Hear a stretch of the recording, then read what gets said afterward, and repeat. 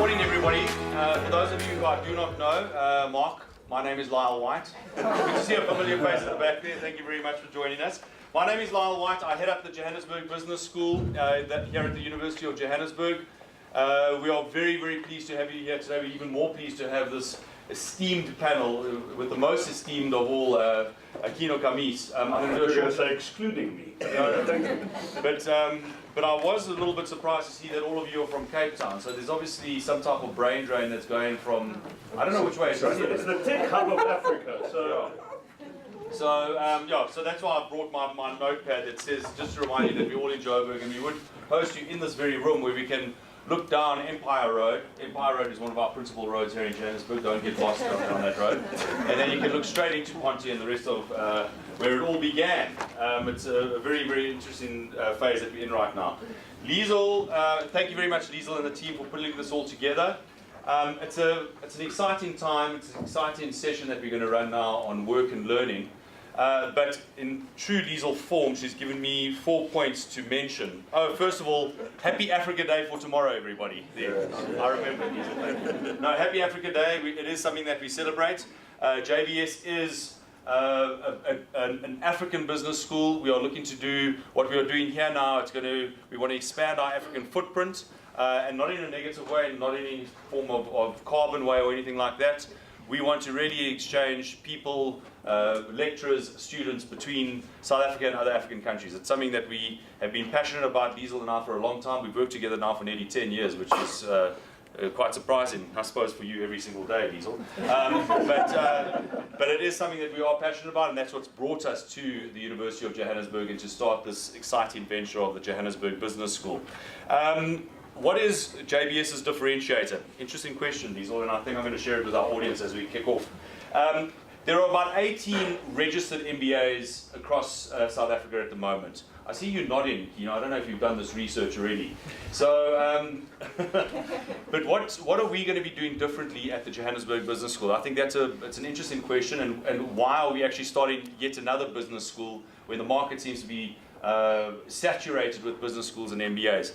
We're going to be teaching business. We're going to be focusing very much on small and medium-sized businesses. We have this debate constantly in my team. So Mark is part of that team, Mark and Sarika and the rest of them. That's what we want to teach about, what other business schools are focusing on around management, general management. Nothing wrong with that. Advancing your career in the corporate sector, nothing wrong with that at all. But our focus will be on teaching business, growing businesses, growing small and medium-sized businesses, and scaling them, and building a vision and a mindset that can go beyond South Africa.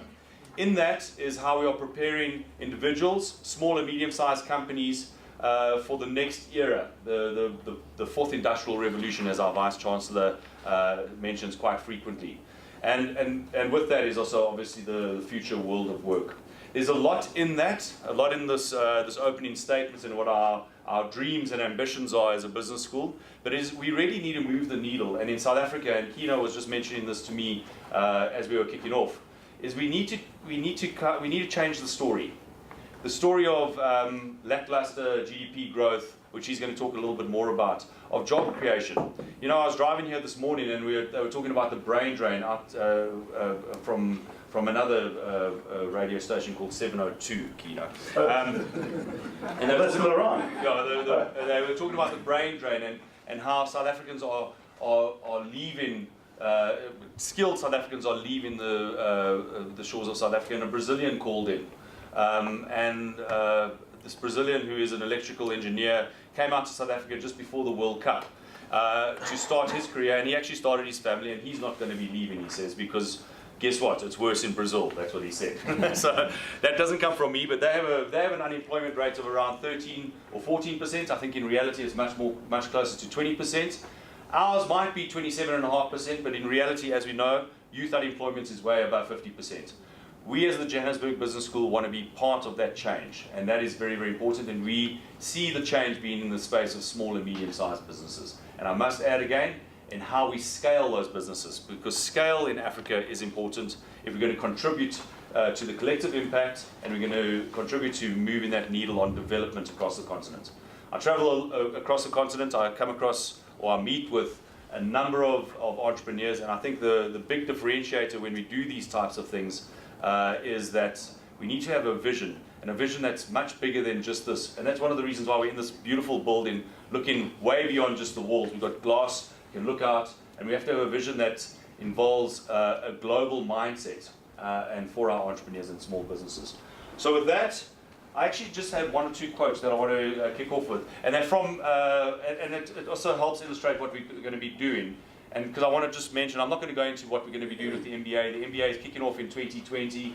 Very, very exciting moment. The curriculum is different. While we will be learning the practices of business, there's going to be a lot of other interesting things. And one of the things that Steve Jobs says, or that he mentions, he says that he said, apologies to Steve Jobs, wherever you are right now.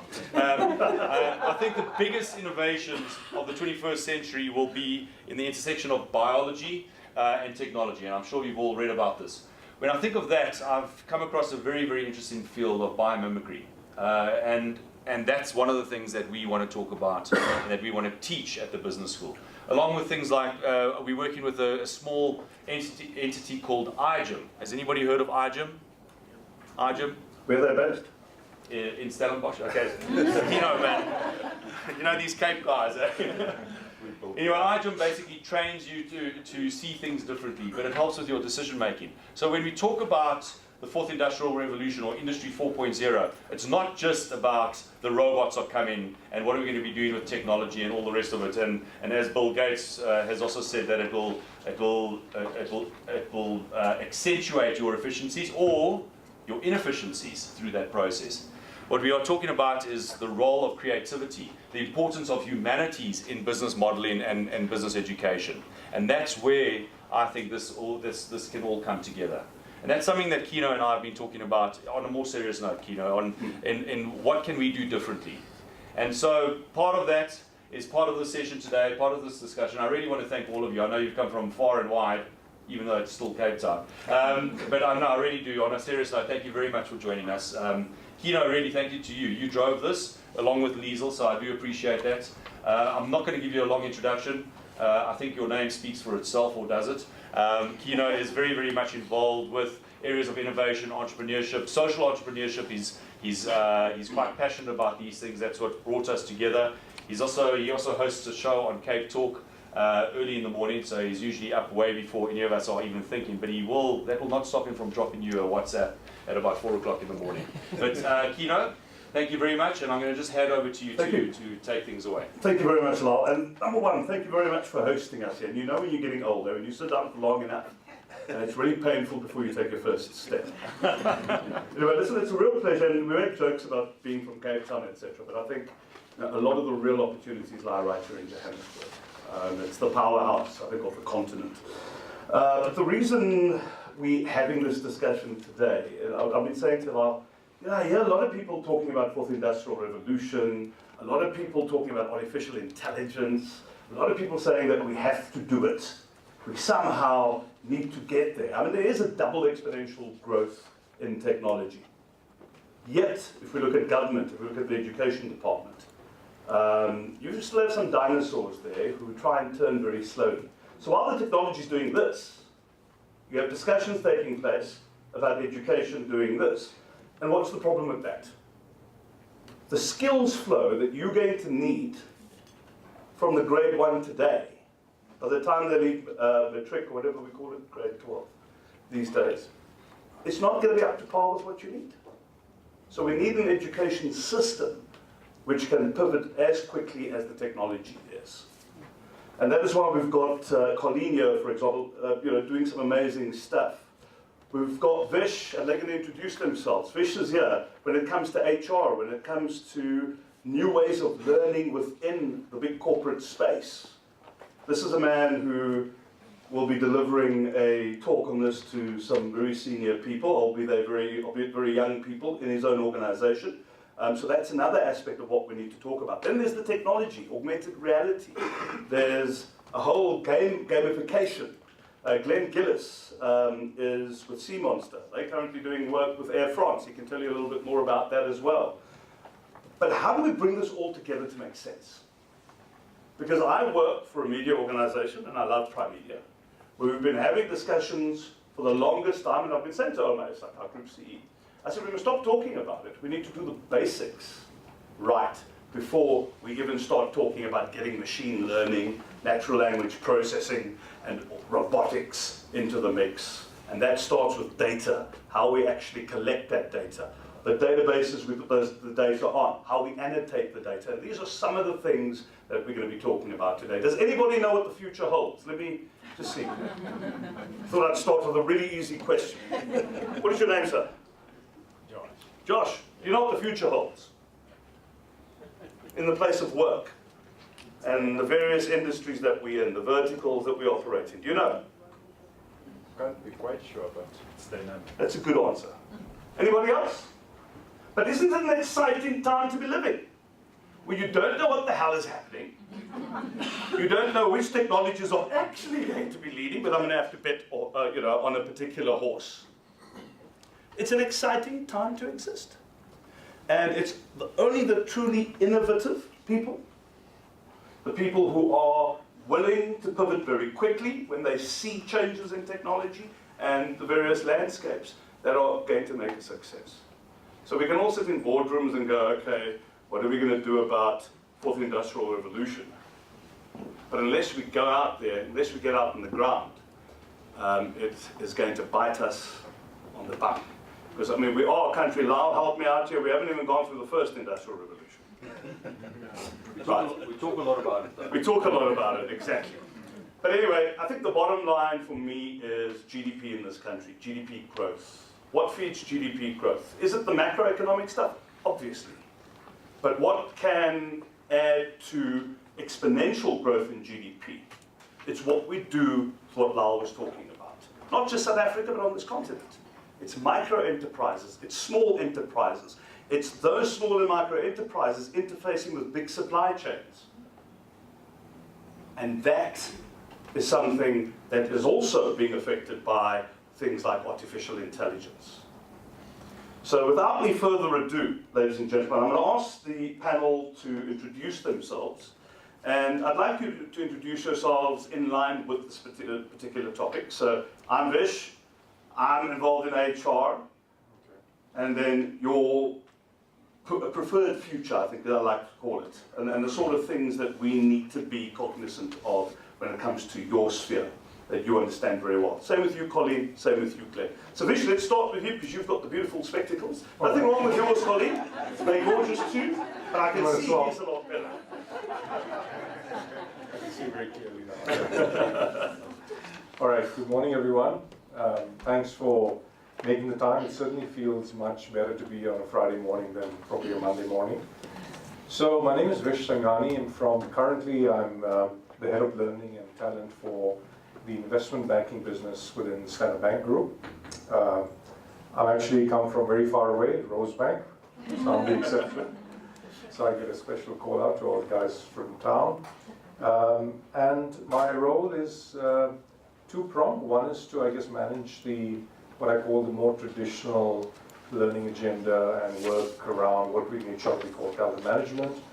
But I guess the more exciting part of my role is to work with leaders, work with young talent, and think about where the future of banking is going, what's the transformation that's going to happen, how do we change in this ever-increasing landscape, what's the role of digital, both in learning as well as outside of learning in the bank. You might have heard some news about Standard Bank on the negative connotation, but I think it's positive change long term, because banks do take a long time to change, for those of you in banking, and sometimes you need to take some drastic moves in order to bet on digital, and that always has repercussions. So when there's good news, there's also some negative news. So that's me, and then I just probably would like to say I've had quite a good fortune of working in different parts of the world, so I think I not just have the African context. I worked in Australia, I studied there, worked there for a couple of years. I've been in the Middle East, worked across Africa, and worked with American companies, so worked a lot across the US as well. So I think for me, bringing that global mindset back into South Africa is really important and helps us be competitive, and something that I often feel is that in South Africa we don't often think global. I think that's a very important part about being competitive for the future. What are you doing to enhance yourself? And I'll talk a little bit about that this morning. Thank you. Thank you very much. Colleen Millar. Morning.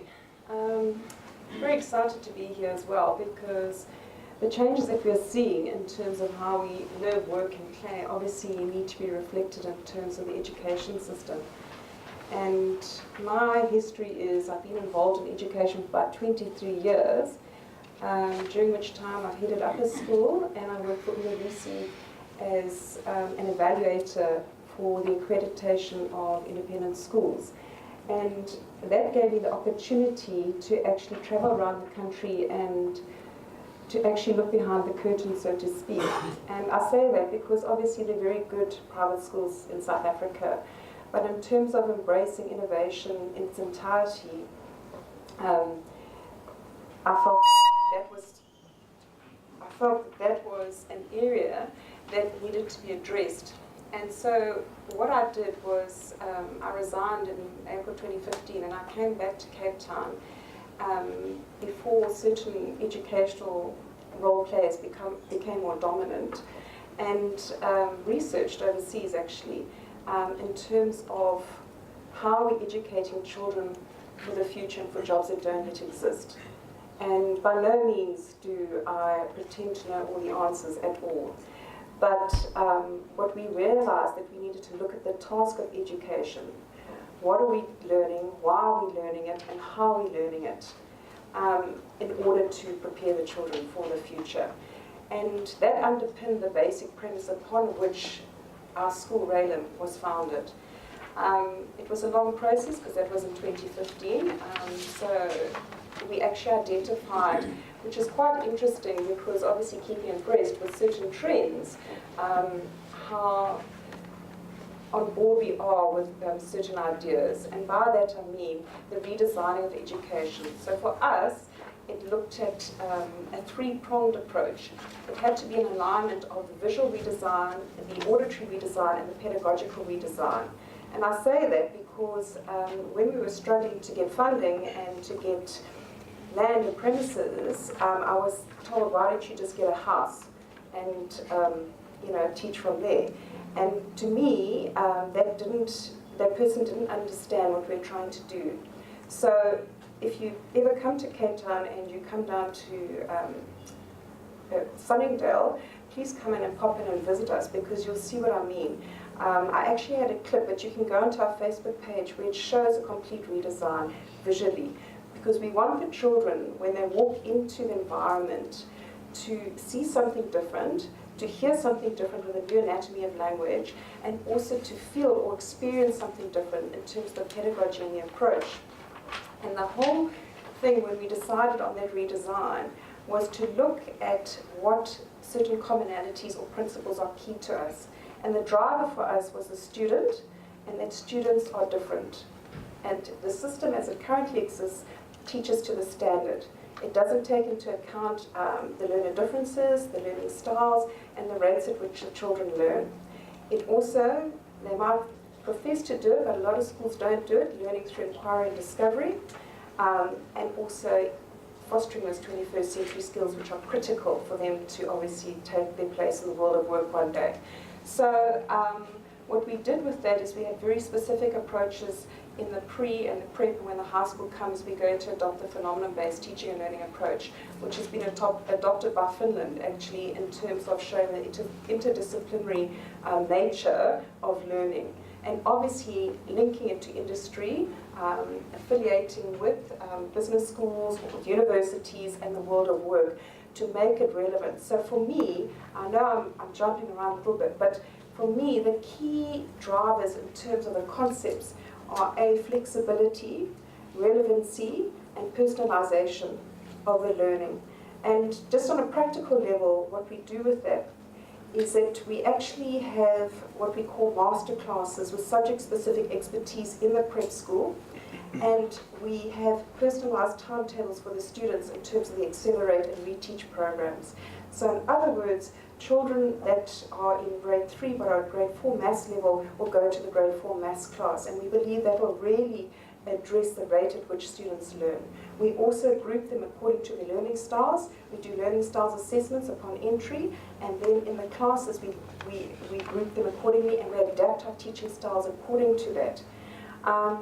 There are loads of different things that we're involved in. Of course, underpinning all of this is a strong technological bias.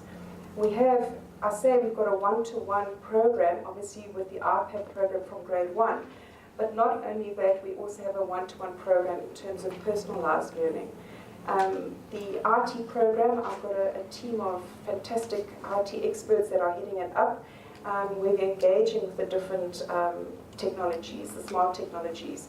And we know that AR, VR, AR really allow the children to become an active part of the learning process. And that for us is key, so that they are engaged, that it is fun, and that they are learning at all times. So I can go on for quite a bit longer, I'll stop there. I'm passionate about it, but yeah, that's us in a nutshell. We talk about the fourth industrial revolution, and we always talk about the technologies. Yeah. We never talk about the human skills, because AI is about collective intelligence. It's not just about the technology. But we'll get down that particular route, and I want to just prod you a little more bit later. But Glen, I mean, if you have his business card, and he's got a little app, and the monster actually comes out, so he's obviously into augmented reality and VR. Huh? We know that stories are how we make sense of the world. Companies are really about a collection of the stories that they tell, and of course learning is best done through that. But critically, we do want to be part of this new narrative, this new story that people in Africa are telling themselves in their heads, this new story, this new narrative that we can take to the world. And so we use our skills in animation to work with large audiences to extract those stories, because they all do exist, and then we find ways to scale them. So that's the animation side of what we do. But of course the disease is hopelessness. People feel disengaged. They don't feel that through their own actions they can influence the world around them. So how do you give interactions structure and purpose and a goal and so on? Well, one way that humanity's been doing that forever is through games. And so we use our skills in games to teach everything from entrepreneurial skills to a whole host of different things. And then for us, things like augmented reality. So we've been in AR now for 8 years. We've built over 70 applications. And we use them to drive very serious learning outcomes, business outcomes. We don't tend to do this frivolous kind of thing with them. And then in the VR space, we are learning as we go. We have, I think, the first industrialized application of VR on the continent, which we're very proud of, and we'll talk about that a little bit more. But to the topic at hand, learning really is about what you can do and not what you know. And it's such an easy thing to say, but unless we get behavior change, it doesn't matter about the story. It doesn't matter about any of the things that we're doing, because we do need to shift behavior, and that becomes the ultimate measure of success. So I do applaud what you're trying to do in the Reimagined Business School, because yes, these things have been content heavy. We look at banks and compliance. Do they really drive a change in compliance behavior, or do they just go through, and for those of you in banking, I can see you smiling already, just having to tick off those things. And if I said to you, what are the big five whys behind compliance, you might look a little dazed in that process. So for me, we have to focus on the why, not on the how and the what. Because we are obsessed in South Africa, more so than perhaps any other learning environment that I know, about content. And I'm wondering why we are. CAPS is about content, even at universities still. And with all due respect, even in big corporates, it's still about that content. And I wonder if what we shouldn't do is try to simplify things, try and make them visual and engaging, and focus on getting underlying principles locked in, which goes to the foundation, I guess, of how you teach your kids, and then kind of work from there. I think that there's something about dignity in work. that is important to us. It's fundamentally that when you start layering in things like AI and these new technologies, you can get very caught up in the technology for its own sake.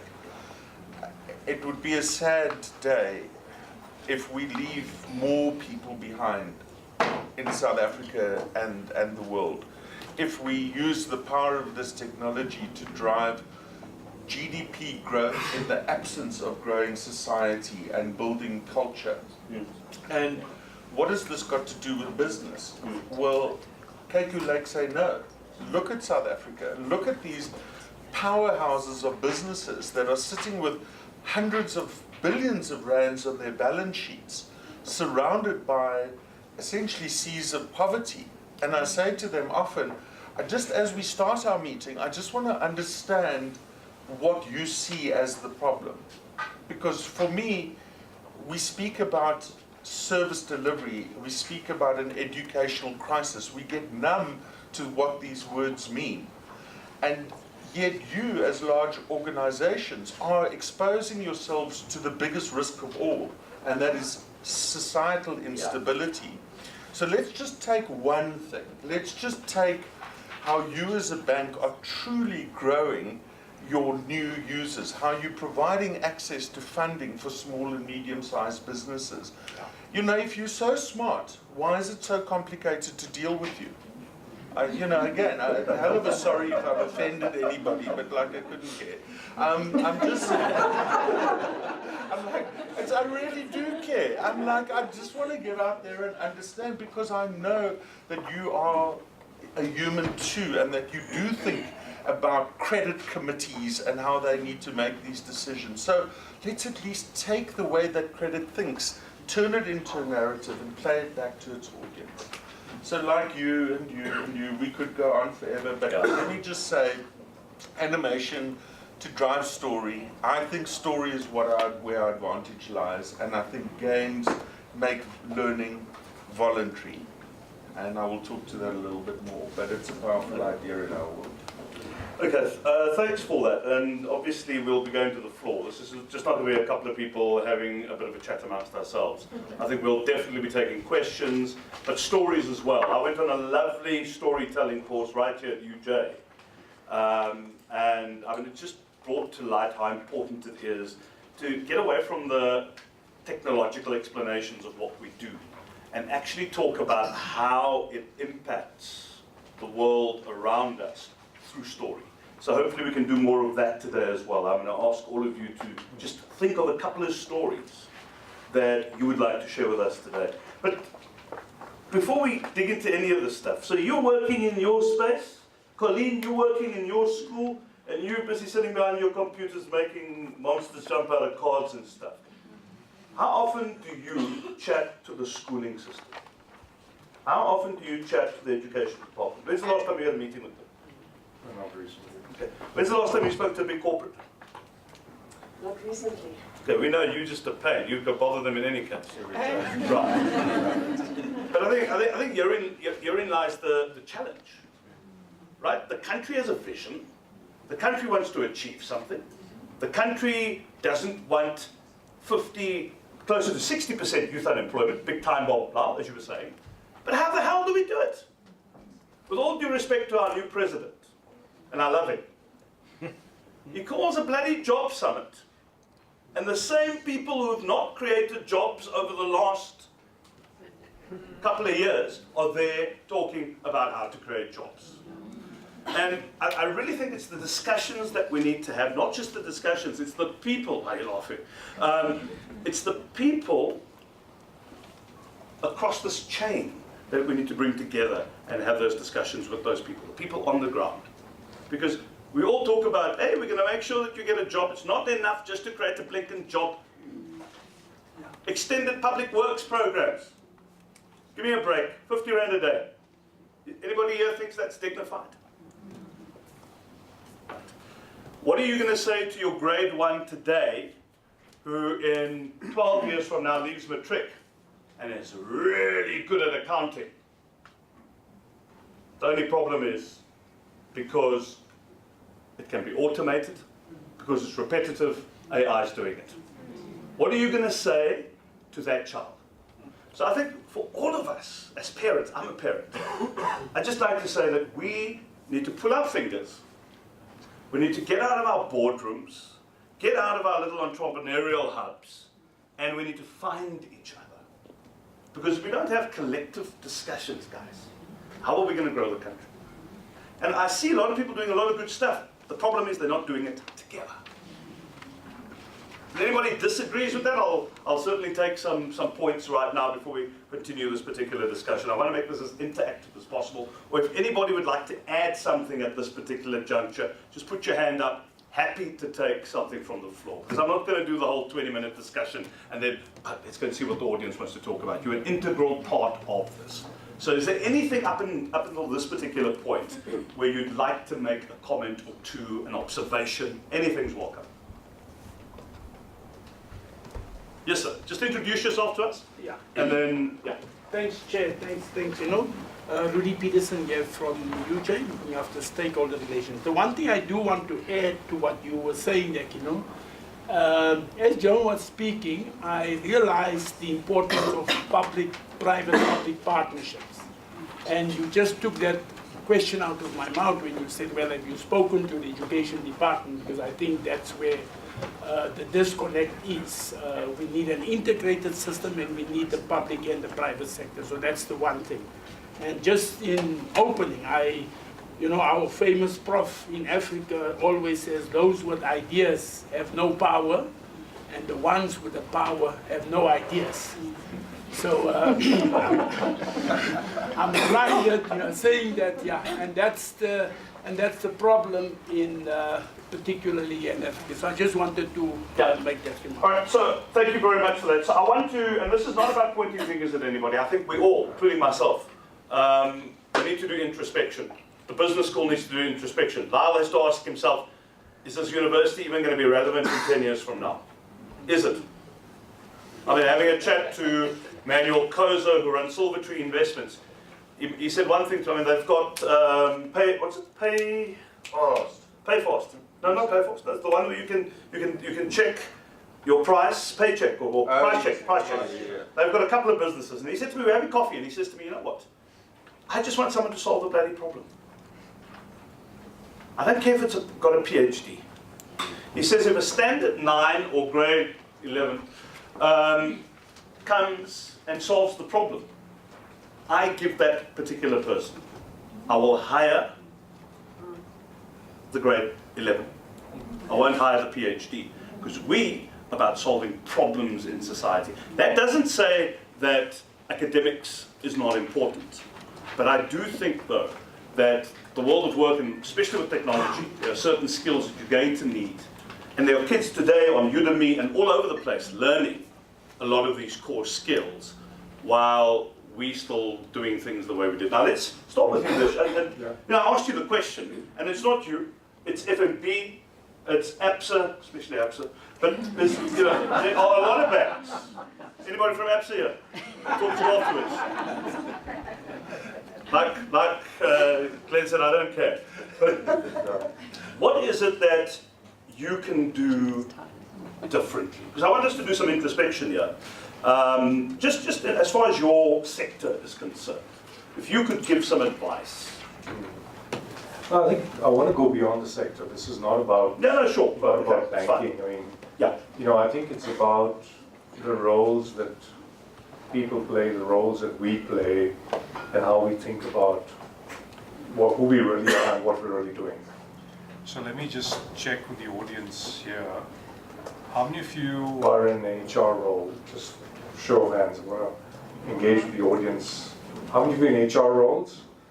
Okay, got a couple of. So just straight up. I mean, hands up, just straight up. Okay. How many of you in marketing? So that's about 10. Let's say how many of you in marketing roles? More, I think, sort of about maybe 15. And I can go on like that. And I think that in itself is probably what I often say is the wrong answer. Because what happens in our careers and through the schooling system that we come up with, we silo ourselves really quickly. Who says an HR role doesn't need marketing? I think that's the death of HR. The challenge we face in those, the 10 people that put up, actually have probably HR roles to their job description, is how do you make ourselves relevant to the employees that we serve? What is the value that we provide, or do we hide behind a massive bureaucracy that typically HR creates? So is HR's role creating bureaucracy and policies and making it hard for anything to be done? Or is HR's role to increase the productivity of its employees? So, you know, and that's the problem we have, and that's, I think, the mindset change. I mean, I may have formal title, head of learning, whatever, but I think my role is to help change happen, and whatever the context might be, might shift. If you think about, kind of, I think, roles, I mean, the school system prepares us so badly for the real world. That's probably why you're doing what you're doing. Is because when they come to work, when we have our fresh graduates, they have no cooking clue of the real world. And then what we do, we create, again, HR Friends, an induction program. Why should we induct someone when they've actually studied for 15, 16 years, but they don't have the skills required to be successful in the workplace? And that's often the challenge. And I think the shift that needs to happen, of all of you, especially that have kids, let's say in university, is that studying what you are asked to study is no longer good enough. Because the system has not changed to help us adapt to the new world of work, and the future of learning, and the future of work, etc. So what I think we need to do, and we need to advise our nephews and nieces and sons and daughters, is that they need to do much more than what education prescribes.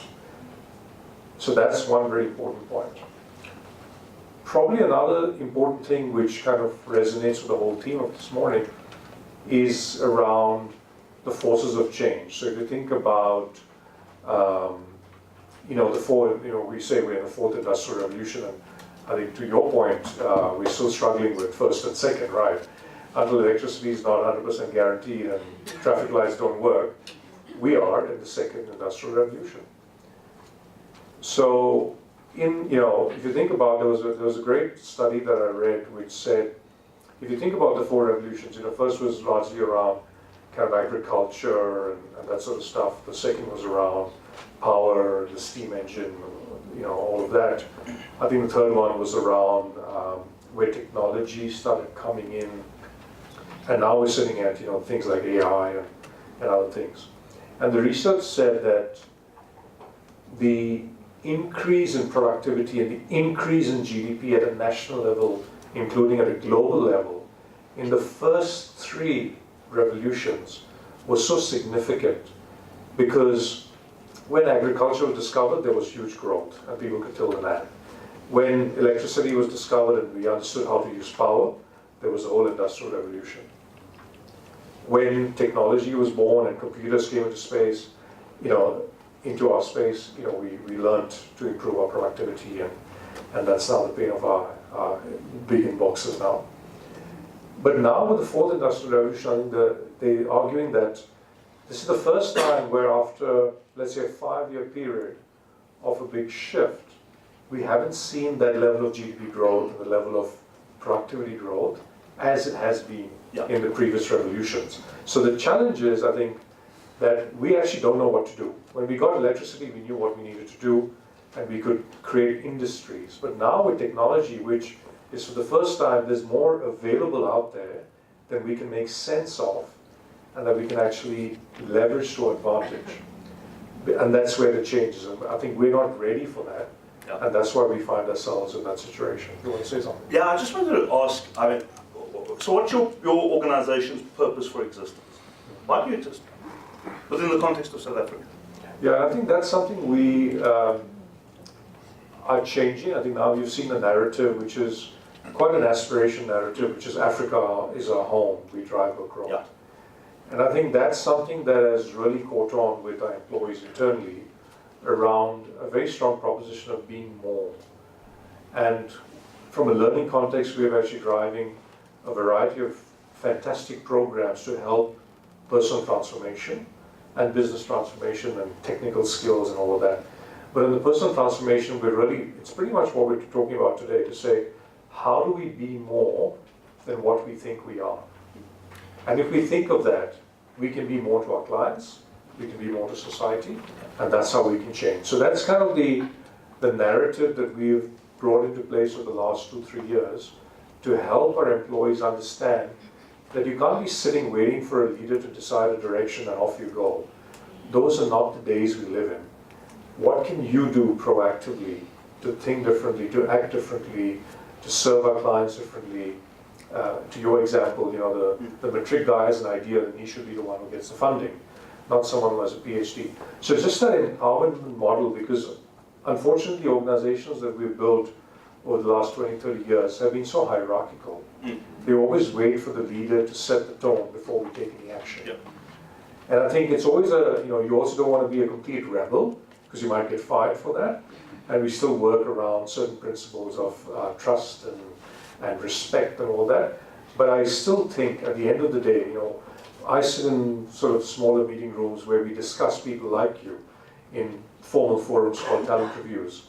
And I promise you, the people that we discuss that we're struggling with are the people that are not taking initiative, the people that are not thinking out of the box, the people that just do what you're asked to do, the people that don't innovate. So actually, leadership wants it. And you sit there and say, well, I can be so much more, but I don't have the environment to be. So there's clearly this disconnect between where leaders want the people to rise, and at the time where we say we're actually not empowered, which is not right. Okay, we're going to move on to education, and then Glenn, just from an overarching perspective as well, something from you. But you know, I listen to you now, and you're saying that they don't rise up and they're not bringing us the solutions. My question though is, and in an HR space, and I ask this to all HR practitioners, when we onboard people in our businesses, what do we ask them for? We're the HR people. Put your hands up. So I'll ask you a question or two. What are the core things you look for when you hire someone? Yes, like your CV. Which school did you go to? Do you have a degree? Do you have this? Do you have that? DNA sample. Do you bother asking them? And I'll tell you why I ask this. And this links to the Fourth Industrial Revolution, even though you might think it doesn't. Do you ask them what they do after hours? Because you're not supposed to bring work, like home stuff to work, right? Let me tell you, excuse, can I swear that? No.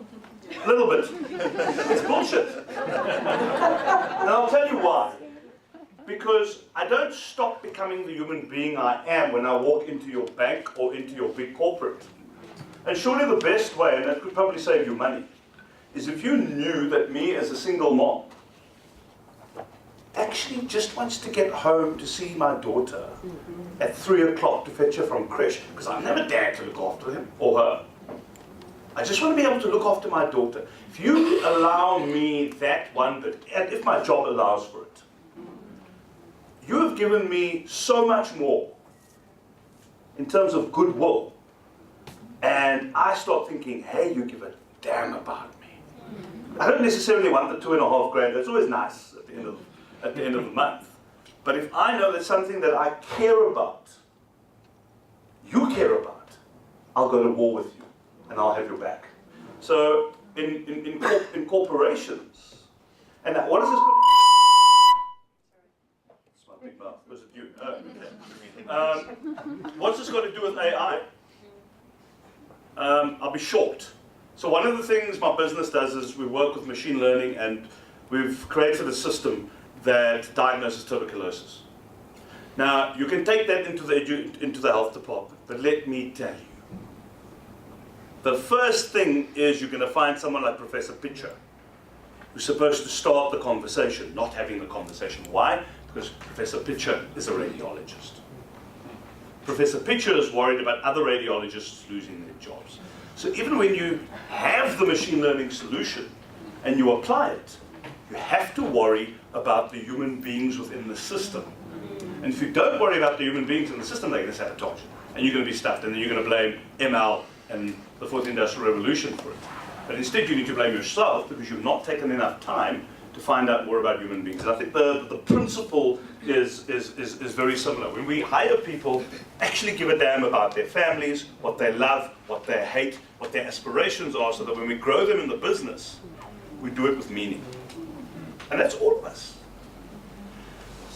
Is there anything you'd like to add to that? Because we will move on to education. No, just an example, I mean, to, where we have changed the way we recruit. For example, I did an interesting exercise with one of our providers that does assessments for us when we interview people or when we promote people. And so, okay, give me, for example, the top 100 leaders in my business and give me their profile on a spidergram. And I can't remember all the 8, I guess, characteristics, but you can imagine the ones that were high in a highly analytical banking environment. You'll have things like, data interpretation. You'll have analytical ability. You'll have, things like attention to detail. Following processes. That's what you're schooled in to be a good banker, I guess, in this context. And then we realized, okay, what was the part where we don't have anyone at all? Because you can imagine, as a society gets homogeneous, it's a risk. How do we create the right balance?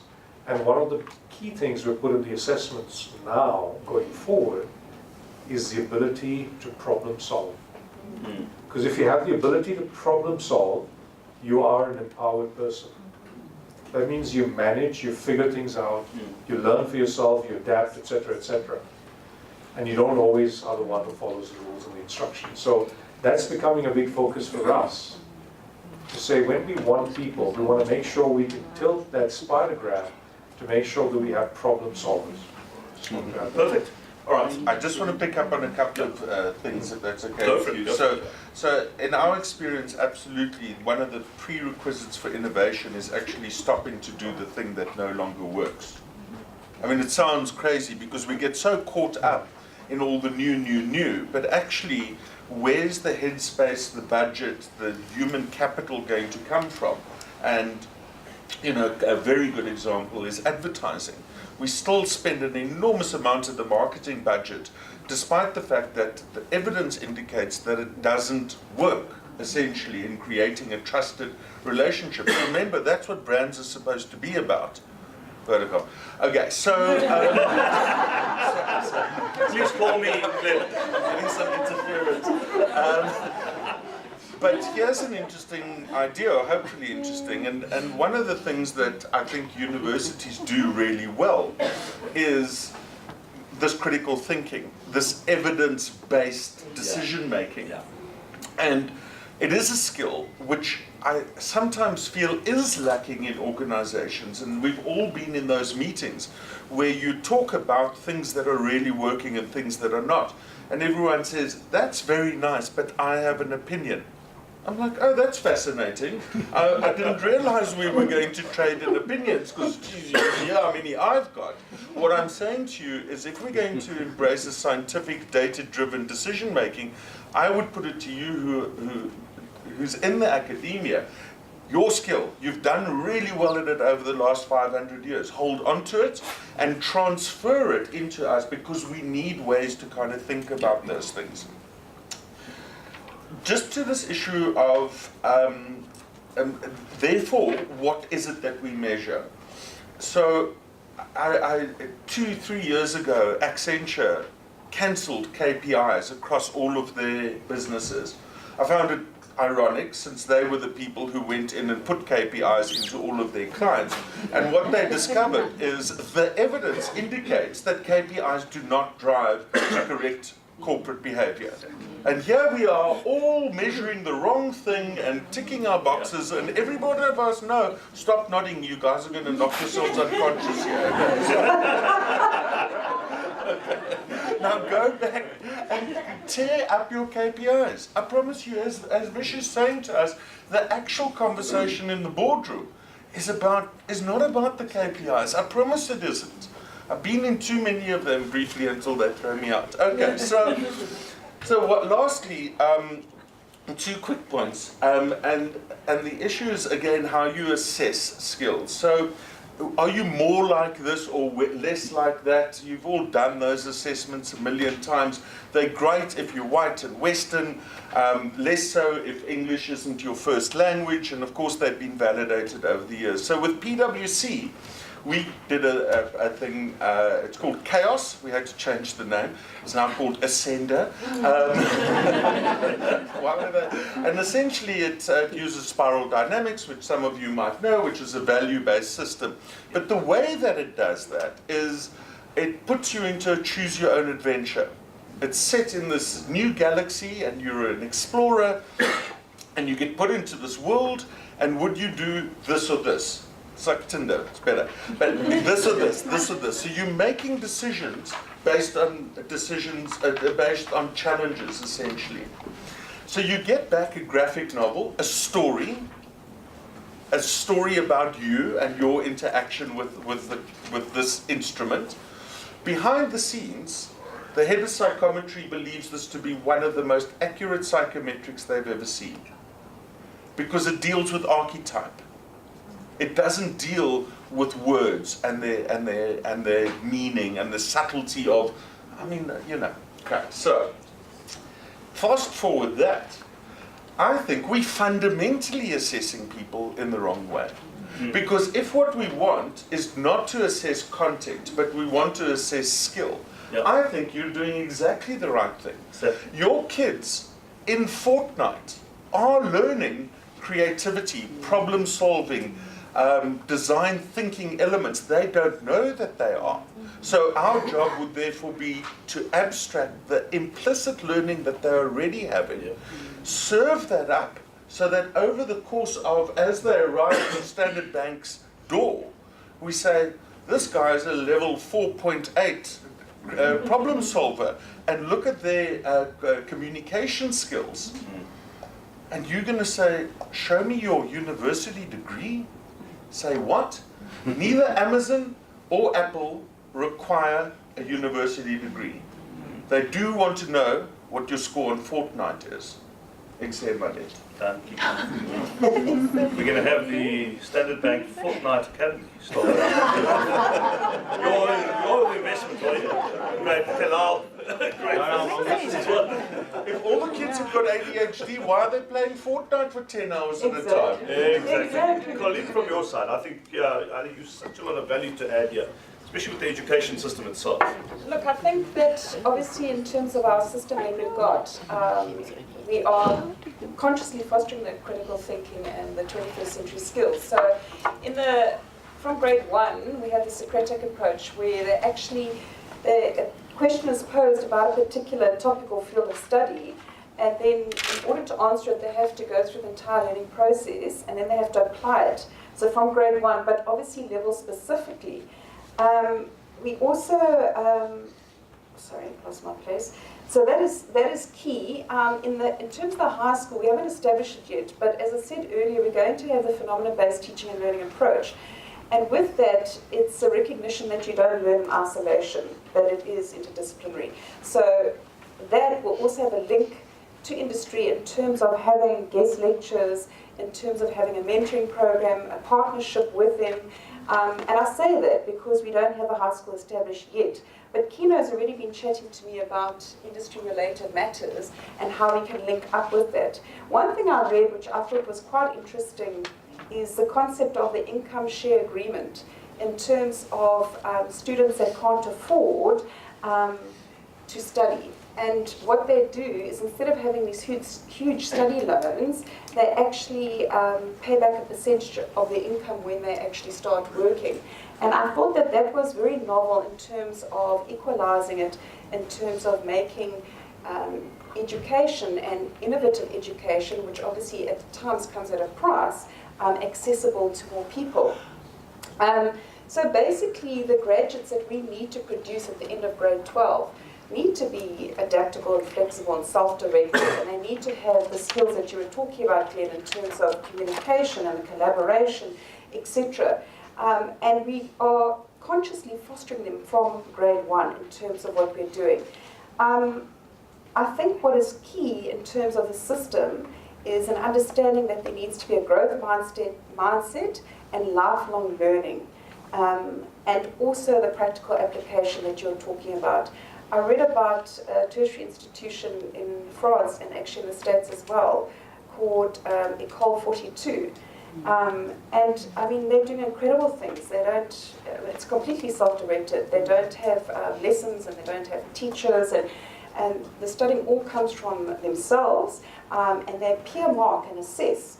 And it's quite a rigorous process to get into the school and to sustain your position there as well. But to me, that is really forward-thinking. There's actually, Kieno, I think there's an affiliation here in South Africa. Code. Yeah, that's right. And they started, about a year ago? Yeah. So that's amazing, yeah. And then also Make School in the States as well. They have, it's so practically based that they have junior developers in school with real-life problems and projects.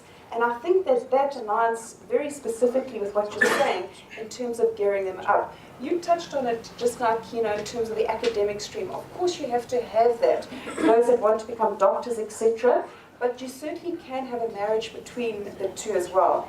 Can I ask a question on that? How do you maintain CAPS alignment with the craziness that you're busy Okay, it's a very good out? question actually, because what we did was we developed our own framework for learning called Rev 21, and we chose the CAPS curriculum for different reasons. One, because we're a new school. We only opened in January this year, and what we're doing is quite different and unique. And so in terms of buy-in, for want of a better word, in terms of the marketplace. But B, what we did, and having worked at Umalusi, this is where I was fortunate, is that the basic premise upon which a private school must be founded is the fact that you have to provide a better outcome than a public school. So in other words, your results. How you get there is up to you. So we obviously cover the core competencies that you need to progress from phase to phase. But there's a lot of extraneous detail because obviously the national curriculum was written for everybody in South Africa, from perhaps more rural areas to more affluent areas, etc. And so there's an understanding that it might not all be applicable at every stage. So for example, one of the grade 4 outcomes is you need to be able to initiate and sustain a conversation. Obviously, children can do that a lot younger. So it's those sort of things that we've taken core competencies out, we've added the values, our values, which align with the national curriculum and the constitution, and then the 21st century skills. And that Rev 21 forms the DNA of our learning ecosystem. So it's the core, the competencies, values, and skills. And then we augment it significantly in terms of, obviously, the technology, etc., and our different model and our approach. It's an interesting process that we're going through, because what is key to what we're doing is a training of the teachers, because they've all come from more traditional environments. And so you can have a vision of a particular model and approach and what your outcome should be, but you need somebody to drive it in the classes. So what we've done is done extensive professional development, which obviously ties in with the lifelong learning. We were very rigorous in the selection of the staff, and we've got key personnel that go in and work in the venues, what we call flexible learning spaces, because we've got a new anatomy of language. And they go in and work alongside them to make sure that the particular model and approach is being embedded in what they're doing, because that is key to getting that outcome at the end of the grade 12, what I spoke about earlier. So I think that, it's a work in progress in terms of that. Of course, the whole key about problem solving and makerspace and STEM, there's a huge focus on that in terms of what we're doing, but notwithstanding the humanities side as well. So we call it I-STEAM, okay? I, just for fun, and then obviously including art in it as well, because we realize that there are different aptitudes and abilities and interests that we try and foster with the students as well. So, I think that's about it. Yeah, just on your point about the CAPS, I unfortunately have, it's fortunate that I have the son. It's unfortunate that he had to go through the schooling system that he has. But I don't think it's CAPS necessarily itself, in and of itself. I think it's the how you teach the caps. Yeah. I think LO is great. I mean, but business studies, oh my lord. I mean, I wanted to blow up his book the one day because it's so bloody boring. So my question is, the principles are great. I mean, why are the kids failing? They're not emotionally engaged in school. That's it. They're not. So why the hell must I sit? I mean, I've got ADD, but you would never say. So I've got ADD, but where was I? So I've got ADD, but at the end of the day, if I concentrate on something that I'm emotionally invested in, I'm hyper-focused. Yeah. So why? And surely, why can, as was it you that asked the question, why are kids spending 10 hours playing bloody Fortnite? They're emotionally engaged. Because does anybody understand neuroscience here? Right. When someone puts a bloody PowerPoint up in front of you, who loves the numbers? All the accountants, put your hand up. Not even. Of course, you've got KPMG, you've got numbers, there's money to be made out of it. But seriously, if someone puts numbers up in front of you, it's the logical part of the brain that you're using. How many of you have met someone that you find absolutely sexy? You put your hands up, I won't tell your partners. I won't ask. How do you react when you see the person? Yeah, you feel lights and butterflies and whoo, right? You don't even know why your body's doing that. You don't even know if the person has a great personality. It's something called the amygdala, right? Which is part of the primitive part of the brain. And that deals with your flight and your fright primarily. And the awesome thing about the amygdala is, there are different sensors that feed into the hippocampus that stores memories. And the stuff that come out of the amygdala gets stored more and get remembered more effectively because of the emotional significance attached to it. How many of you can, for example, understand or can still vividly remember what happened to you when you were a kid? One event that happened and you go, oh yes, I remember that when I was 12. I mean, I, for example, loved chocolate cake, and the last piece I had, I think I was about 9 at the time, I dropped it into the dishwater. But I loved it so much I tried to take a bite and I felt ill for a long time. But I remember it. I don't remember what my boss presented about our strategy 4 weeks ago. So I think the point is, and maybe you guys can help me out here, when you get the CAPS curriculum across, when you're using your tools, when you're using what you're doing, which is a new pedagogy, I didn't figure out what that word meant the other day, and you emotionally engage these kids, now you talk about learning. Anyway, I talk too much. So where to from here though? I mean, so we've spoken about all these amazing things. You're talking about what you need to do and what you're doing to transform in the bank. My question is, guys, how do we work together? So if I may, No, of course not. No, I just didn't break up the rhythm here. But the thing is just back to that thing about story and that emotional kind of connection. You guys might have come across a thing called design thinking as a methodology.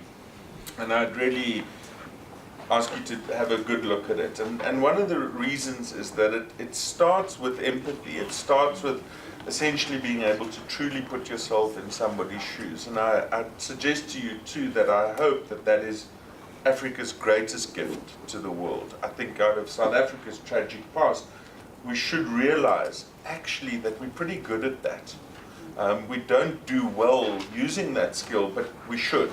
So use design thinking, use empathy as a starting point for any technical challenge, because again, not about the technology. And I suggest to you too that you can see in the language that is coming across. So again, maybe some of you have been exposed to agile as a methodology, proper agile, not waterfall dressed up as something else. But look at the language which is coming out. User stories, epics. It's amazing to think that as the world is getting technically more advanced, we're going back to the thing that we know. And we do need big stories to make sense of the world. Because as much as we snack and on all of the tweets and whatever, Facebook, whatever, we still do Game of Thrones, we still do these things. So at a fundamental human level, we need to connect with big archetype, and that's where it is. So don't start a technical discussion on the technology, start it on the people. Absolutely. And that's what you guys are teaching, and it sounds like what you're looking for. And that I think speaks to purpose at the end of the day. If you're there as an organization to improve jobs or to create more jobs and to create more entrepreneurs, what are you doing about it? Are you getting out of your boardroom? Are you getting out of your office? Are you engaging with other people? Are you seeing how you can work together and make magic? So we're going to shut up. So can you please speak? We're tired. Thank you. If you can just introduce yourself and make the point, ask the question. Thank you. I'm Audrey Branders, and I don't know if I'm at the wrong course, but I'm here solely for one question. I want to do my doctorate starting next year at my antique age, and I want to... But your age is definitely not... Anyway. And the reason why I want to do it is to be able to do consulting work as a consultant at my more antique age. And what I have in mind is adult learning, to do a doctorate in adult learning. So that's why I'm here. Okay, well then, those are the right people to speak to, right over there. Put your hand up. Liesel's the actual boss here. Lyal and myself just say yes, Liesel, no problem. You know, I did my masters and my honors and my masters at it was still Rallim, in educational psychology, and now I've been working different works, and I'm one of those people who will work until I die. So I want to, but I was told that I need the doctorate to be able to be the consultant. Well, where do you want to consult? That's why I'm here. Okay. No, but you want to consult for university? No, or outside of it? not necessarily university, outside. Outside of it, Yeah. okay. And so I would like to have guidance in terms of the topic, in terms of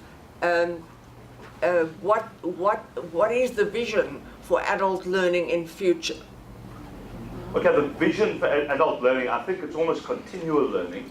I think you can speak to that. Even No, but I think it's more of a, what's the proposition, I think, honestly. I mean, in terms of the answer you're looking for is, I think, more structure around what the offerings might be. So I'll probably, I don't know if you want to say something around that, but I can talk a little bit about, I guess, a change in adult learning, maybe. Yeah, we can, but I can address it in a minute. Okay. Well, you want to do it quickly? I can do it, but I've got a few other things. Can I include those in my response? Yeah, okay. No, do it. Okay, good.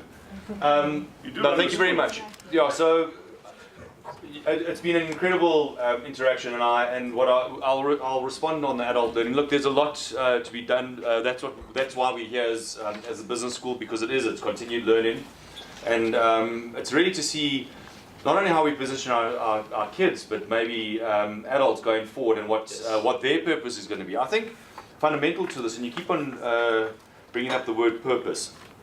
And we always talk about purpose-driven business and things like that, and I think sometimes it becomes a bit of a bingo game, and if you use enough of these catchphrases, Fourth Industrial Revolution, purpose-driven business, and eventually you'll have somebody at the end of the hall, and it won't be you, because it'll be some guy in a retirement home that will shout bingo. I want us to, and I really want us to add meaning to some of these concepts that we're talking about. But the adult learning, I think, is fundamental, and it's a fundamental part of the JBS and the continued learning, and it's something that we can engage on a separate note and directly.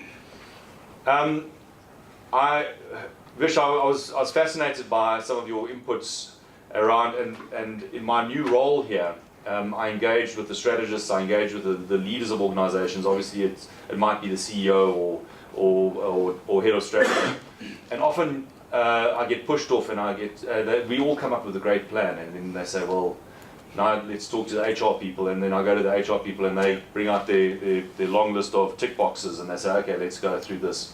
And there is and in my engagements with leadership in South Africa, business leadership in South Africa, and the HR community. I do feel that there's a lot of work to be done in South Africa to bring HR fundamentally to the center of strategic thinking in our organizations. And I'm not sure what really pushed it out, but often we're not on, the talent people and the HR people are not on the strategic board of that. And it's about people. So one of the things, and so that's a conversation that I think we need to have a lot more frequently. I do think apart from the critical thinking and problem solving, you have to have, I think when you recruit people, you must get them to come in and tell you a story for 2 minutes. And they have to tell you their story. We work with an organization, one of the biggest insurers in the world, one of our global partners, the Global Leadership Program. We work with one of the biggest insurers, Score Insurance. I can mention them because I don't think there's anybody from Score Insurance here. It's an organization filled with actuaries. You know, when you're a little kid and you're quite good with numbers, you're going to be an actuary, and then they find out that you've got a personality, so then they take you out of the whole program and they put you into something else. But the problem with the actuaries is that they are brilliant people, but they can't tell the story. So we sit with them for about 2 days, and the guy that you met that we brought out from the States to do storytelling works with those guys to get them to tell the story. And I think storytelling is a fundamental part, and it has come up. And I really do think it's important. Finally, just in March this year, I was fortunate enough to be working with a group in Silicon Valley. And again, it comes back to the learning.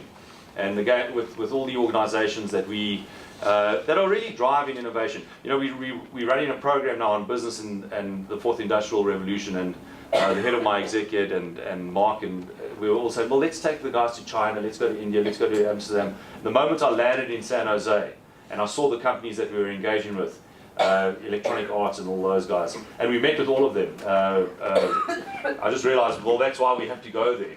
We have to look at where it all started, and we look at what they're doing. We are light years behind in terms of our learning vis-a-vis the fourth industrial revolution.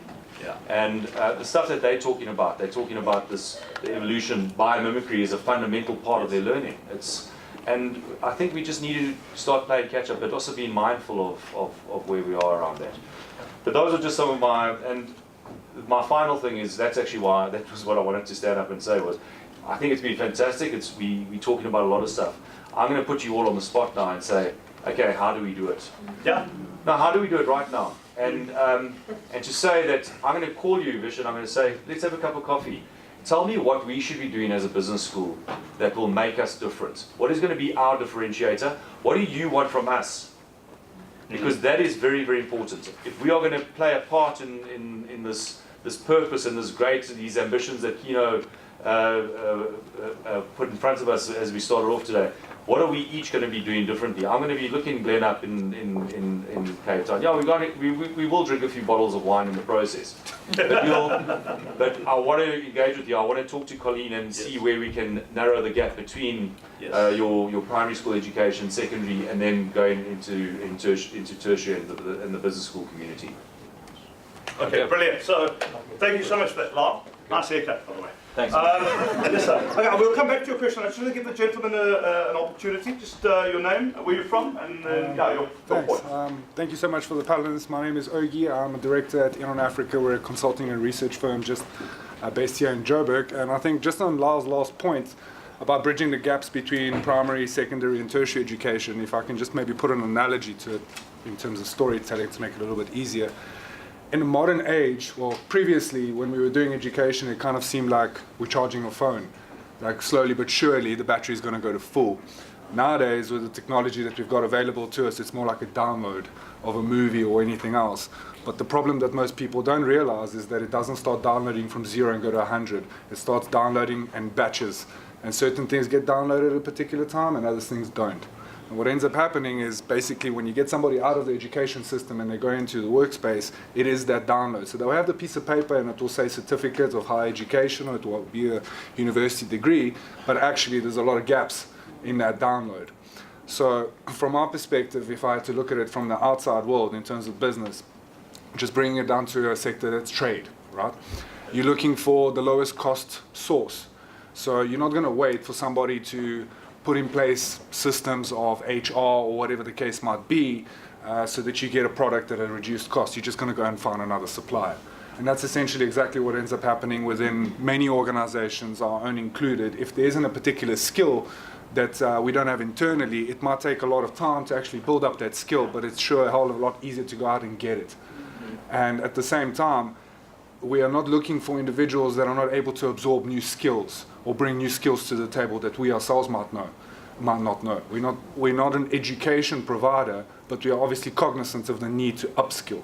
So now the question for me is, where's the balance in all of that? Because the imperative is that at the end of the day, you've got a bottom line that needs to be met in a sense. Yes, you've got to try and please your clients, your everybody that's essentially sourcing your services, but at the same time, you've got a lot of responsibility on your plate with all of your salaries, all of your overheads, and everything else that comes as an expense. So now the question is, how do you fill those gaps in a download as quickly as possible and make sure that there's still more that the individual can provide to you? And from a business school perspective, I'm doing my MBA at the moment, and it definitely adds that value, but I'm within a very, very small, narrow segment of the entire population. If I can bring it down to a grade 1 level, I've been inside schools, and I have my partner that's currently working at that level, grade 1, 2, 3, and R, and I look at those children and I think, well, probably about 1% is actually going to make it into a tertiary education institution, if that. Yeah, but that's such a good point. But I think your point is you need to start downloading from 0 all the way through to 1, and you need to get the system. And so now, I mean, just on your point, how can one do it? I think, and I know you're saying, no, don't talk sector. You know, if you're in banking, you've got a certain thing that you need to do, right? You need to understand and you need to speak to people within that particular sector, your vertical, and go, okay, how do we engage Rallim Prep? How do we engage Angie Mochecha or whoever to give us the type of skills that we need? Because you also would have done an audit on what's potentially going to happen in the future, the type of skills you're going to need. So how can a school who knows nothing about banking, knows nothing about these sectors, come up with a curriculum that's going to provide the solution? So I think sometimes we need to be a little more, sorry Lyal, I apologize as I say this. Sometimes you have to be a little bit more purposeful. And we'll unpack that. And how you go about finding those solutions. So, please. Good morning, my name is Marius Lee. I'm a student at UJ. I want to first address 1 or 2 points and see if I could perhaps at least give my perspective. You talk about this, that you're siloed, or you silo yourself from a very early stage. That's wrong. The system silos you. You go to a school, the school says, oh, you're good in maths, you're good in nothing. So you go and become a accountant, and you become a bus driver or something, or a radio. And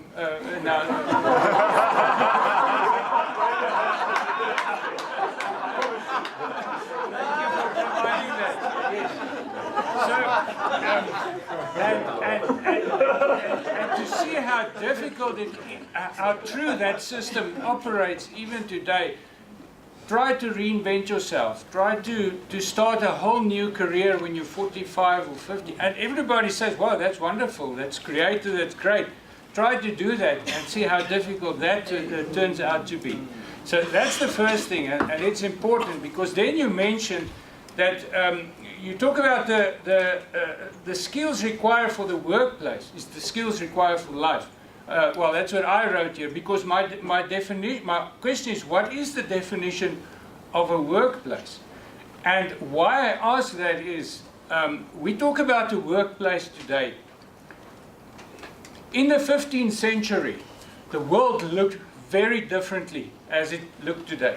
One of the big reasons it looks different is because we had the first industrial revolution.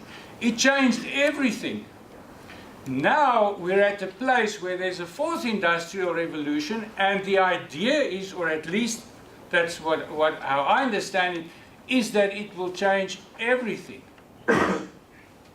We know what the first industrial revolution looked like and what the environment is supposed to look like to serve people in that environment.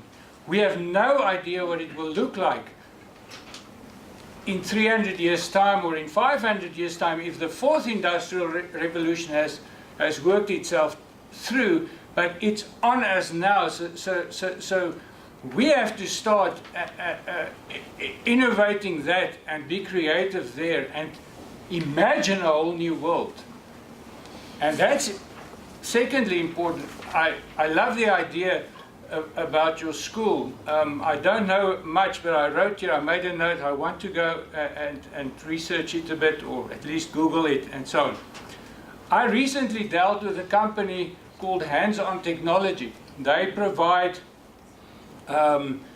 Lego educational tools for schools grade 0 or grade 1 to grade 7, and they use that to teach the STEM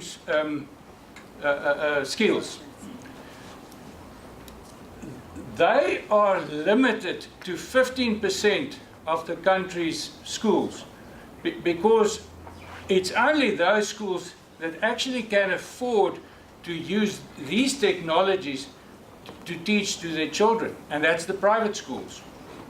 My question is, if the fourth industrial revolution is about being creative, being innovative, what are the innovative and creative tools we will use to go back to the other 85 public schools so that they can have the same incredible opportunities, or at least the students there, to learn these same skills that we need to up, you know, that is necessary for the fourth industrial revolution. So that's the, and that is where I see, we first need to figure out what this will actually look like. Because if it changes as rapidly as they say it is, if Lyal is correct by saying, listen, this is, we are light years behind those in Silicon Valley, then we rapidly need to figure out what that will look like. And secondly, how do we bring along those who actually cannot afford it as a result of their personal circumstances? Perfect. Thank you so much. Any comments? Yeah, no, I just wanted to say that it is quite difficult to change careers, but I think my point was really around that we often forget in HR that we need to understand the marketing skills, the storytelling skills, because ultimately we're fighting for attention of people. We always complain, we sent an email but no one responded, right? That's the biggest gripe in corporate, right? No one's taken any action, the deadline has passed, we haven't got the report, you know, whatever it is. So I think the whole idea of, you know, I guess in a world where we are constantly bombarded with so many messages through advertising and radio and all of that, how do we get people's attention? That's an important skill to learn. So I'm saying irrespective of, I think, what job we have to learn of how do we attract our audience. So that's very important. So I'm saying, you know, typically in the HR fraternity, the ability to market oneself, the ability to build a brand is not top of mind. And that's something that I'm trying to change. I mean, my own team, for example, a typical learning team, as you would know, would deliver programs. A typical business school would offer you programs that you can send your employees to. My team, I challenged them when I joined them, and I said, how much time do you spend on delivering programs to employees? And the answer is pretty much all the time. And I said, well, how do people learn in today's world? What's the answer? How do you learn? Do you learn? Become an entrepreneur. You become an entrepreneur. So what are you doing when you become an entrepreneur? You're doing everything. You're learning your HR, by doing. your marketing, Exactly. your management, your operations, Correct. your finance. Correct. So everybody should be entrepreneurs. Exactly. And then you learn everything. And that's the key point. You learn by doing. If you learn by doing, then why such a big focus on the academic content? I mean, the construct of learning has changed in the last, you know, many centuries. And in the old days, I think, and it's obviously largely today as well, we were taught to, the teachers were taught to give you knowledge in a compressed period of time as much as possible. So how do we fill that bucket for you? Because that's the only space you can get it. Today with technology, our children will say, you know what, thanks for your knowledge, but I can go to Auntie Google, because she's going to give me the answers. So the construct has changed from saying, how much do I retain in my brain at a point in time to deliver it on a test paper versus how do I look at the environment, the access to the infrastructure, the tools, and the repositories of knowledge wherever they lie, and access them when I need them. And that's the difference, I think, how we need to shift. I think the first thing we've got to do is unlearn everything we've learned. And that is your ground zero. But how do you get to that? As the person who's been in, we're so old, right?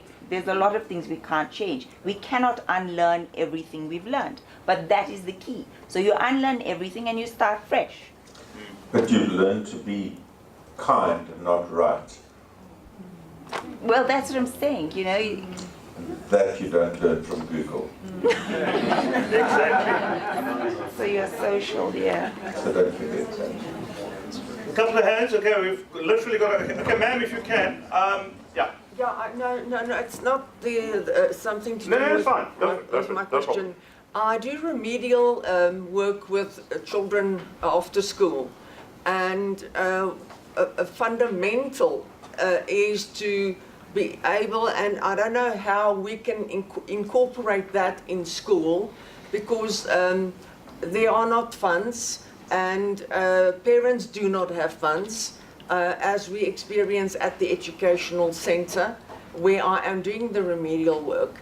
You need to determine how does each child learn, and then adapt the learning process according to each child's learning. Just for example, yesterday I had a little girl who's she's excellent with visual perception, Yes. but not with auditory perception.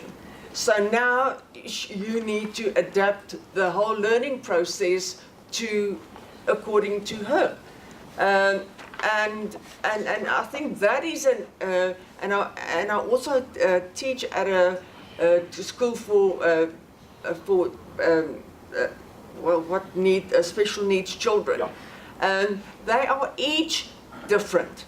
They are each so different, and it doesn't mean that when they only get to a special needs school, or if they only go to a remedial educational center, that only is then apparent. That is apparent in normal school as well, and it's not always being addressed. I think if we can go to Colleen, you wanted to make a comment there, but I know that you adapt according to the kids, as you were saying. I don't call them learners, by the way. Right, but yeah. Yeah, it does hark back to the remedial individualized educational program, taking that concept and adapting it across the board, basically. I'd like to hark back to what the gentleman asked about about innovation, and it only is attainable with the more affluent schools, and that obviously harks back to the inclusive innovation concept. And I think that with technology, with the mobility and the ubiquitous use, etc., the reach, I think it will bridge that, actually. But in terms of the Department of Education, they are endeavouring to address it in the sense that they've got Operation Hakisa, which actually is looking at revising the curriculum by providing the resources as well and the teacher training. My concern here with the department is that the teacher training is never, with all due respect, as comprehensive or as deep as it should be. So that would obviously have certain implications. And also that the focus is solely on the technological skills as opposed to the soft skills, and we know that they need to augment that, that you were talking about earlier in terms of the humanities. And so when we do, for example, coding, as Kieno was saying, from grade R upwards, we integrate it into all of the subjects. You don't just have coding a lesson, it's interdisciplinary in terms of the approach. And that's what concerns me with the department, that's not going to take place. So it's not going to address Lyal in terms of what we're going to get coming through ultimately at the end. So, Yeah, okay, perfect. We have one more question. Another great haircut. If you stand up. My name is Komocha Tefo. I run an accounting firm. and a cocktail bar in Greenside. So what's your plan B?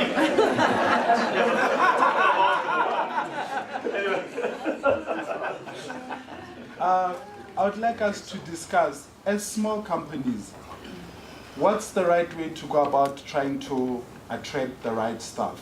So, I mean, obviously, we've come to a consensus to say, just looking at the qualifications, it's not really proven to work, so to speak. So, you know, considering at times you really have that CV and probably one interview, what would be the best way to go about trying to identify, is this person the person that we actually looking for? Does he have all the skills we're talking about in terms of the adaptability, the being able to adapt to the changing market and so on and so forth? Because especially with all the policies and the HR things, once you've hired somebody, you kind of stuck with them regardless of how they turn out to be. So what would be the best way to go about to try and attract? Sounds a bit like marriage. Okay, so just from my side, just the thought is that, I probably have less experience with small business, but the principle still applies, is that I think to really understand what is core to your business to make you competitive. So you're not running, are you running kind of a cocktail bar? Or are you running, you want to build an amazing engine around client experience?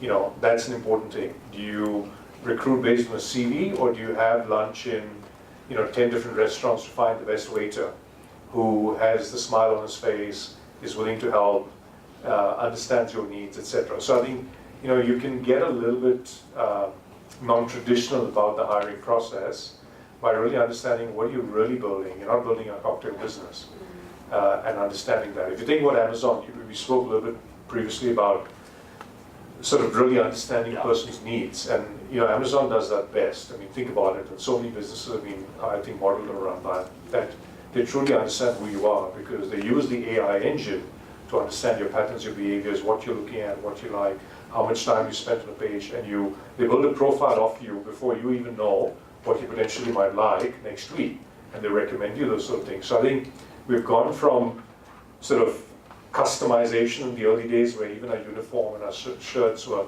stitched, in the old days when you grew up with a tailor, Yes. to going mass customization and everything was ready-made off a shelf, to now I think we're moving to a world of customization again. So I think that's really important to understand what business you're in, really, beyond the obvious, and what are the core capabilities or experiences you want to provide to your clients, and where can you source that from is really important. Yeah. You can, if you want to see if someone's got patience, you can give them a job and put them next to the very first internet connection we had. Remember? And 10 minutes later, it logged on. So you can gamify, if you like, speak to people like Glen, gamify the experience to find out whether the right character comes out under certain circumstances. And you're right, how do you fight China? When it comes to clothing, you fight them in the niches. You create better value in the niches. So when someone comes in, you create an organization that he can't create. Because he's got all this cross-pollination, this, that, big organization, it'll be more difficult for him to create the type of fun environment that you can, for example. So a lot of businesses have done that. If you want to get the people, you want to retain them, they're going to want to love to work there. So you had a question, if you can just introduce yourself. Yeah, I'm David Furlonger from the Financial Mail. Hi. This session is on the future of jobs and education. It's been predominantly on education. Yes. I'd like to know the panel's views on the future of jobs, because what we're training people for, we don't know. So I'd like to hear from you, how far up the jobs food chain do you think artificial intelligence and robotics can actually push? Because traditionally it was thought that AI and robotics can do what I would call the blue-collar jobs. It's moving further and further up the chain. Is there any job that anyone here does that can't be taken over by artificial intelligence? Obviously, as a journalist, I don't need intelligence, artificial or otherwise.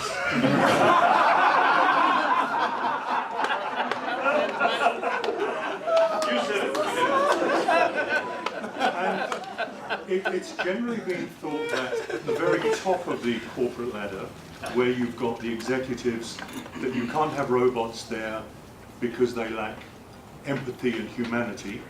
We've all had bosses who've got no humanity at all. So where do you think is the stopping point for the jobs that can be taken over by AI and robotics? How long is a piece of string? And you have to look at the capabilities of AI today. So AI is not good at unstructured human interaction, right? So from a customer services, as much as you can get bots, the way they work, so bots take information out of a database and they've got predefined questions, annotated data. As soon as the bot hits a question it cannot understand, it then kicks that over to a human being who then has to do deeper thinking, right? So that's why we talk about collective intelligence. Because there's certain things that human beings can do pretty well most of them, other than some of our bosses. And that is the unstructured human communication and interaction. The fact that we have the amygdala and emotions. The fact that we can have gut feeling. What is artificial intelligence? It's nothing other than an algorithm, or especially machine learning. It's nothing other than an algorithm that teaches a computer how to learn. But it's still at the moment. At the moment, but even general intelligence, if you speak to the guys at MIT, is at least 80 years away. Because general intelligence, your 20-month-old you've got running around has got more intelligence than most ML systems. Robotics, just trying to find its space and time. It's a very difficult thing for them to do. So there are a lot of things that we can do, but just as a rule, ML, machine learning, and AI for as well, just it's a subset of AI. Anything that is repetitive and that can be automated is something that can replace, as a human skill that can be replaced.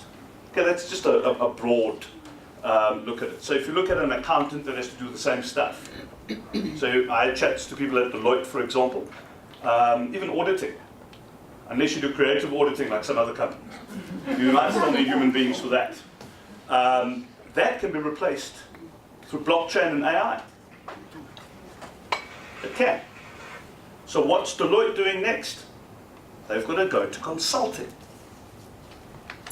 So yeah, if you think about in your organization, what are the jobs that you can, there's simple processes in place that can be repeated and automated, whether it's on a production line, Amazon's factory, you've got to go and collect it, you've got to take it to this point, you've got to go there, you've got to charge.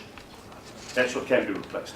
So when you introduce AI into that business, you then have to look at how you repurpose the people in that business to do other things that computers can't. Okay, so, Lyal? Take one, as long as nobody has to rush off. We've got a little bit of time. Okay, we've got 5 minutes of that. Okay, I'm going to come back to you, but you've had your chance already, so I want to just be fair with everybody. I think just adding on the question earlier, it might be also interesting to hear the panelists' views on this, your different areas. What we don't often think about is, yes, there's going to be this increase in AI and augmentation and blah blah, and we think about the jobs that are lost, but what about the new jobs that are created, the new skills that we're going to need to learn? Because I think the interesting term that's thrown about is an augmented workforce. So we're going to need to learn how to work with AI rather than AI take over what we're doing. And I think that's a very interesting conversation when you're thinking about the future world of work. So absolutely. So if I could jump in, I mean, I think the views that the lens. I mean, if you think about 100 years ago, to your question as well. So 100 years ago, probably 90% of the jobs were in agriculture. Today, it's probably 5%. If you go to the Western countries, where they've got entire farms being plowed by robotic machines. Yes. And, I mean, everything, they do everything. The stuff that they can do with their crops and stuff is unbelievable without any human interference. Even drones are now flying over fields, measuring temperatures, watching for insects, sensing things with sensors, and deciding where fertilizer has to be sprayed, etc. So it's just insane what, I guess, so I'm a little bit excited, but obviously a little bit nervous, because I think that anything that can be disrupted will be disrupted. If you think of what Amazon has done to small retail, it's funny now they bought Whole Foods, which is the biggest acquisition they've done in their entire Amazon history, because they're taking a traditional grocery store and they've completely digitized it.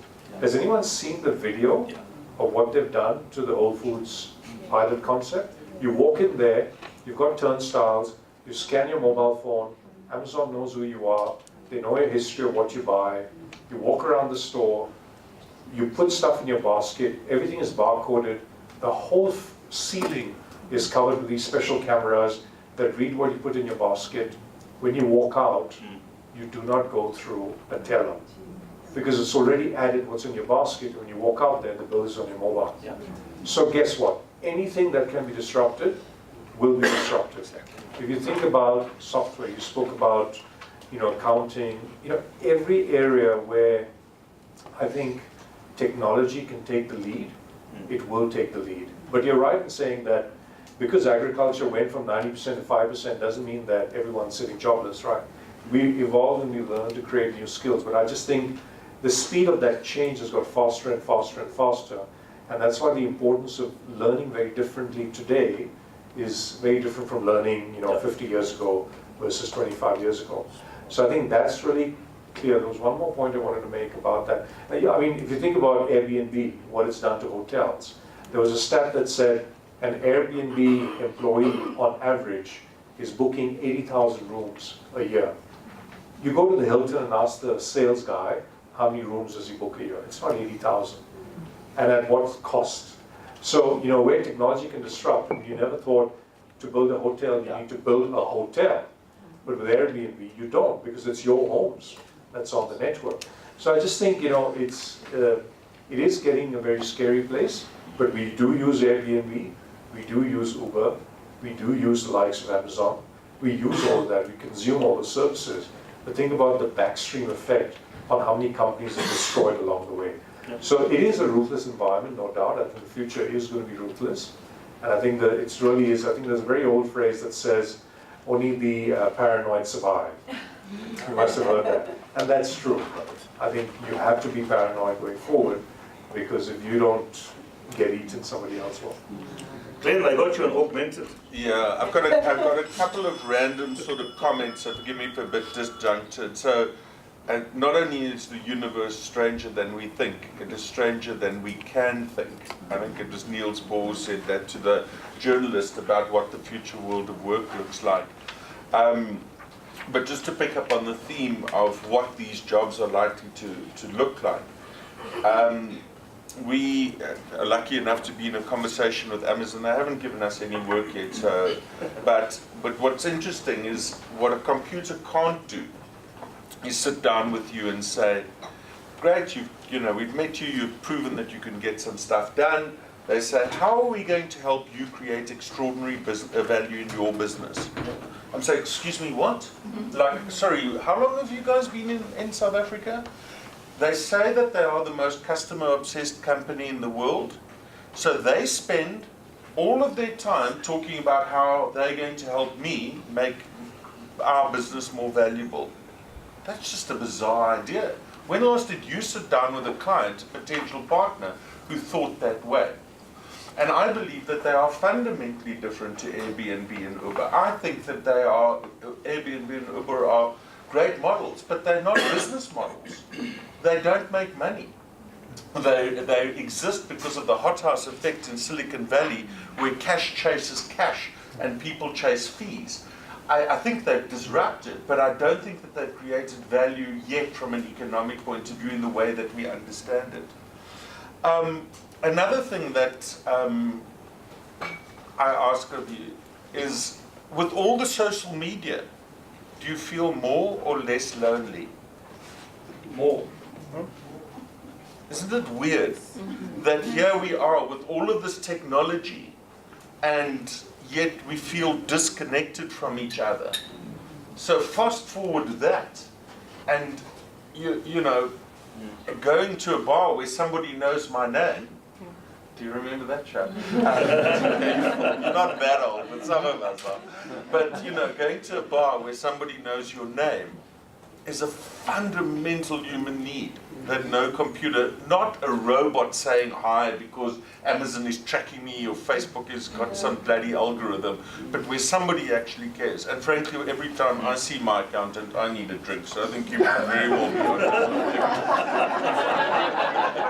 And then Lyal, I do have some comments about what I think that looks like, and it picks up very much on something that Vish was speaking about. You know, the power of voluntary engagement, truly voluntary engagement.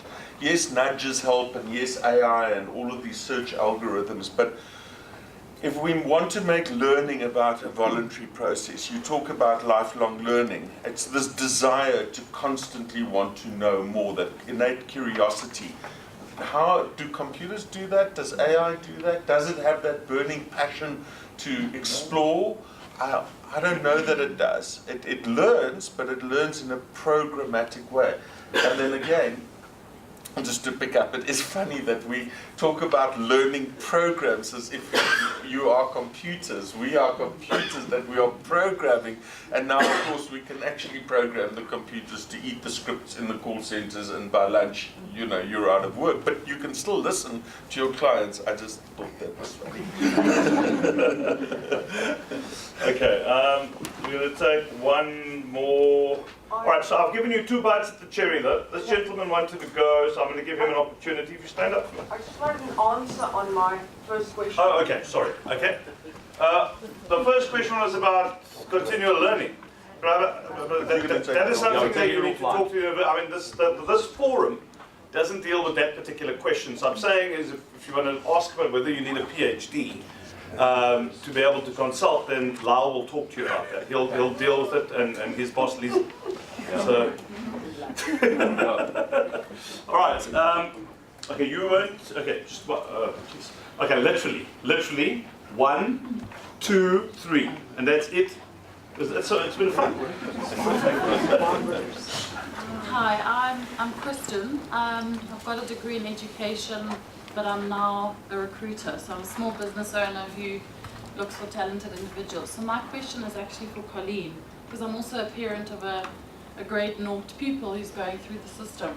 So my clients are always asking me, other than qualifications, skills and experience, those things are sort of on the back foot now. They're asking me to find people who are resilient, to find people who are problem solvers, and to find people who can generate ideas. So my question is, at the school level, are we doing enough of that, and what are you guys doing to foster those skills in our little people? Because I believe that if it's a learner at that age, it will then become a university contributor, and then obviously in the workplace. So I think that's what I'd like to know. Are you doing that at school? Yeah. So we are speaking to that in terms of the approach, methodology. So as I said, we've got, it's inquiry-based, project-based learning, obviously with a focus on both STEM and humanities. It's experiential learning, so that there's design and making components to it, and obviously integrating that with technology quite significantly.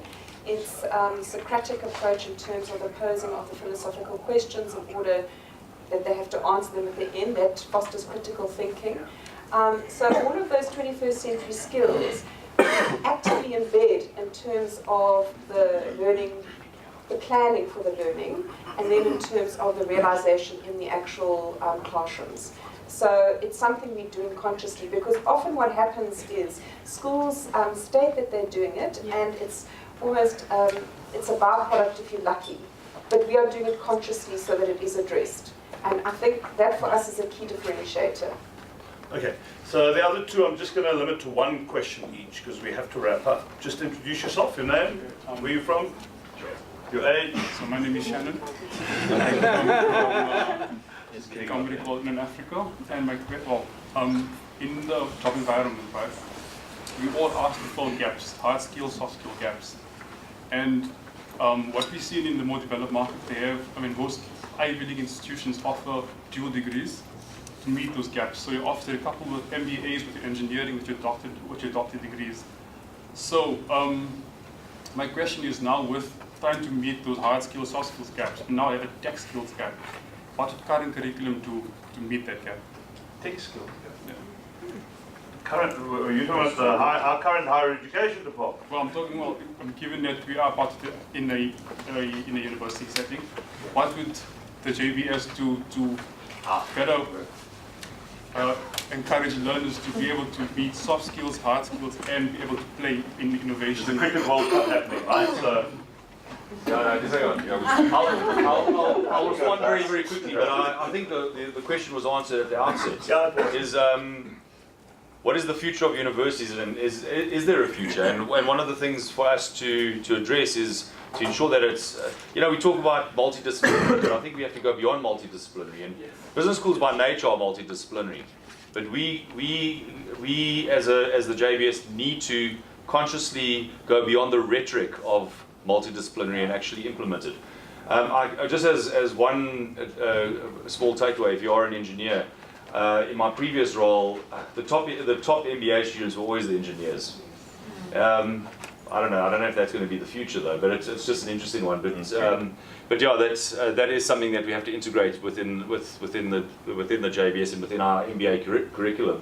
And that's why I made mention of the humanities and a lot more creative thinking, critical thinking as well as there. But again, the storytelling and all that other stuff and the problem solving is a very big part of it. It is part of it. We have to bring them together. Incidentally, in South Africa, we did silo education over generations because we kind of we adopted it from other places around the world. And like the MBA, well, the MBA is obviously the most popular degree in the world, been around for over 100 years. Harvard launching it, and we've never ever innovated it for our context, and that's what we are going to be trying to do now, with the help of these people in front of you, of course, especially Kieno. Yes, sir. Final question. Thank you. Very quickly. I know you've written something down there, but I'm going to ask you to be No. I'll run program director.